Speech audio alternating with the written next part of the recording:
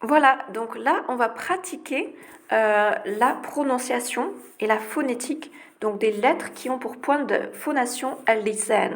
Là, on a aqsa al-lisan, qui sont les huruf qaf et kaf.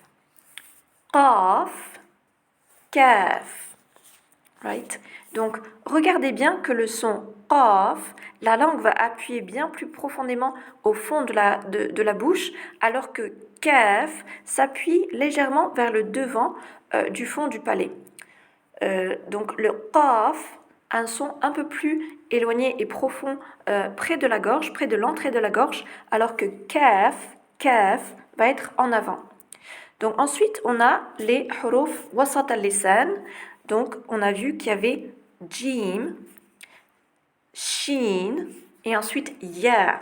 Alors en fait, vous verrez que jim, ça va être vraiment un son appuyé en haut, donc près du palais, mais surtout près des incisifs. Donc pas des incisifs, si, il me semble que c'est ça. Bref, donc jim, la langue va appuyer vraiment devant, jim, et ensuite on a shin, et ensuite on a ya, qui est à peine recourbé au-dessus de la partie du palais, la partie bien avancée, donc près des dents.